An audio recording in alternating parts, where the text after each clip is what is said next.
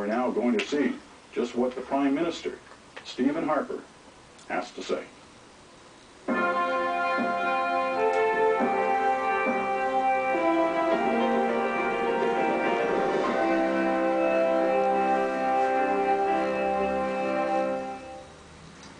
Good evening. Canadians take pride in our history as one of the world's oldest continuous democracies.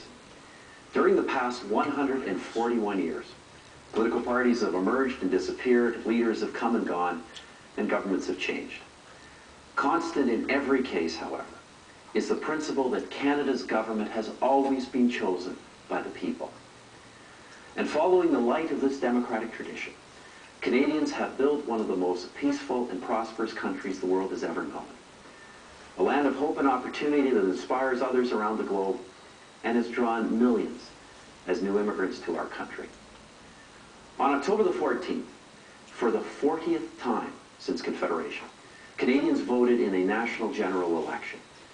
We are honored that you returned our government to office with a strengthened mandate to lead this great country through the most difficult global economic crisis in many decades.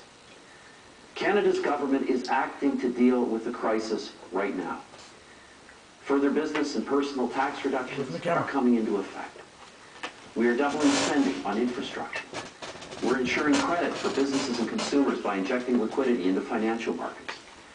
We're helping seniors who rely on RIF income and securing pension plans. We're implementing the Automotive Innovation Fund, and working with the Government of Ontario, we are undertaking due diligence on any further requests for assistance from the auto industry. We're increasing support and incentives for manufacturers, the forestry sector, and others to pursue business opportunities. We're implementing agreements with the provinces to enhance labor mobility. And next month, on January the 27th, we will bring in a budget which will contain additional measures to boost Canada's economy, while making sure we avoid a long-term structural deficit in the finances of Canada. In preparation for that budget, we are consulting widely with Canadians, meeting with the premiers of our provinces and territories, and working in collaboration with our international partners in the G20. The Minister of Finance will be consulting with the business community and interest groups. We are consulting with and expect to hear more from the opposition parties in Parliament.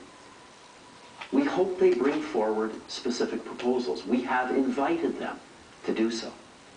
In fact, we have already changed some of our own proposals to meet their concerns. Unfortunately, even before the government has brought forward its budget, and only 7 weeks after a general election, the opposition wants to overturn the results of that election. Instead of an immediate budget, they propose a new coalition, which includes the party in Parliament whose avowed goal is to break up the country. Let me be very clear.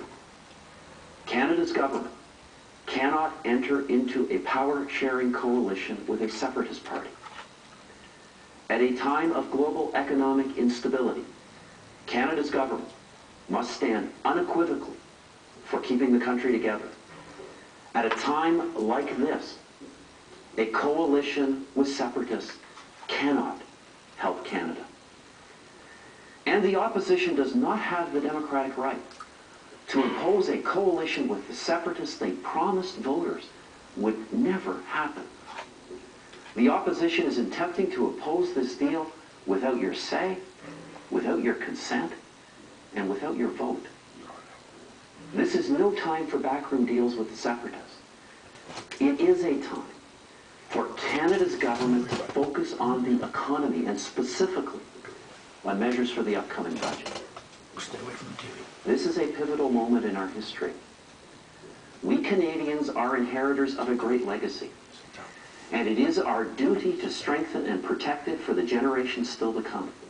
Tonight, I pledge to you that Canada's government will use every legal means at our disposal to protect our democracy, to protect our economy, and to protect Canada.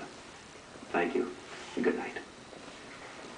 Stephen Harper is speaking from his office on Parliament Hill on a message that was recorded about an hour or so ago.